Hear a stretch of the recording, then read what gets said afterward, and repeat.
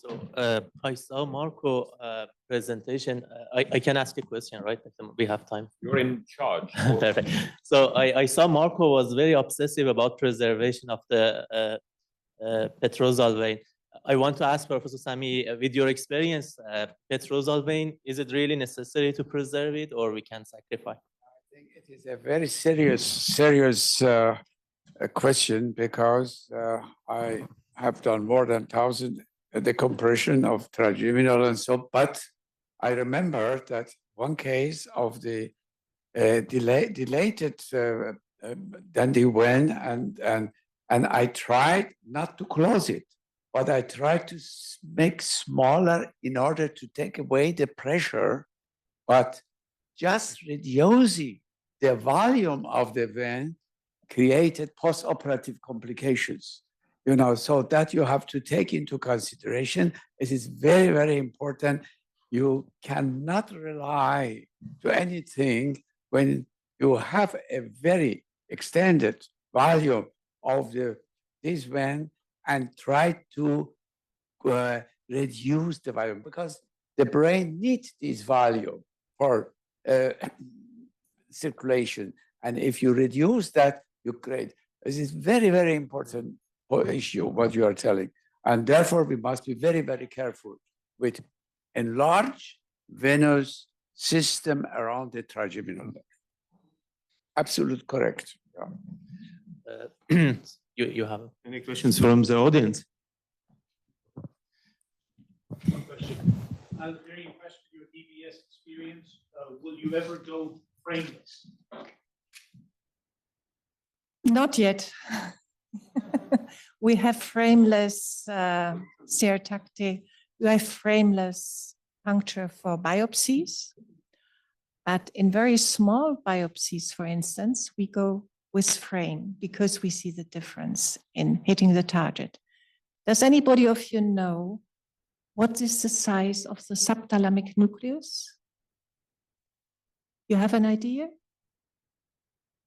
Thalamus is a few centimeters, but subthalamic nucleus has maximum 8 millimeters long, 4 millimeters thick, but the area of the motor part is only 1/3. It's the posterior third.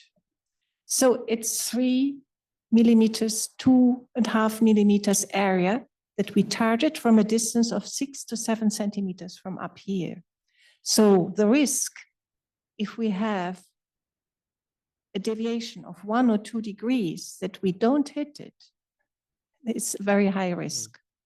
And our neurologist always says, I don't understand why some neurosurgeons miss the target.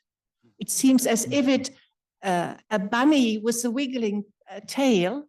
I said, well, the brain is moving also. You have some shift from some CSF loss, and there's all kinds of strategies what you can do.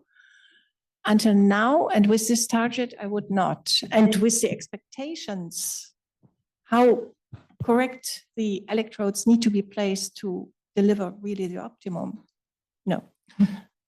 And it doesn't matter to the patients. They don't notice it with our strategy to be asleep first, awaken to sleep. It's not a problem.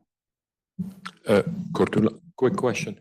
What are your thoughts on general anesthesia DBS? Kim Burchiel and others are trying to debate, I guess more, I don't know what percentage uses general anesthesia around the world, but said, oh, why put the patient through all this? And he shows his data. I don't do this, so I don't keep up with this literature. That's a question to you. And a question to you, is there any role in India or in Asia for lit laser? I mean, in the US, it's picking up as replacing microneurosurgery for ATLs and others. So those two questions will be interesting too. Yeah, thank you. I think it's very important. We do more and more completely asleep DBS. In patients, we do about 30%, 20 to 30% now we do asleep. In patients which are generally not so fit, that have cardiac problems and so on, or that are anxious, where we think they can't really cooperate. But then we use additional intraoperative CT O-arm or something like this to control. We also do micro-recording different to, for instance, London, Queen Square. They say we go to MRI to control the position.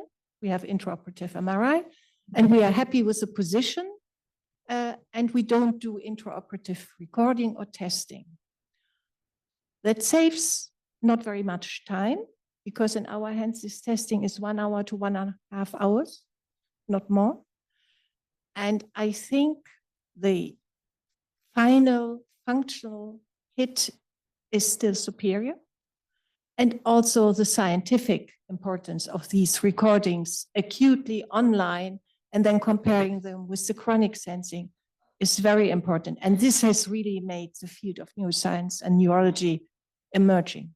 So, yes. Okay. Neuromodulation has come in a big way, and there are in the last 4 or 5 years about restorative stimulation and DBS in epilepsy.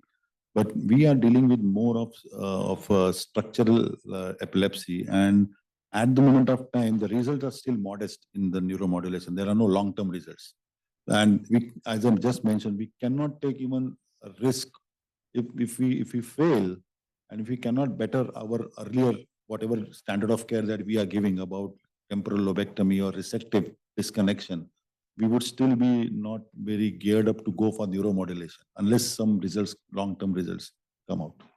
Dear Cordula, please, for future, what about artificial intelligence can help us to you? It does already. It does already, because you need a kind of artificial intelligence to do this connectomic analysis, what I mentioned briefly, that you identify the connecting fibers to certain centers, because the stimulation in the depths of the brain changes the whole network connectivity, the structural and functional connectivity. And you need a lot of mathematics and so on in this. So if it's another question. I think she has. Clara had a question. Because trigeminal neuralgia is very important, really, for all the world, and you both give fantastic lectures, but you have discussed the neuralize, also trying to make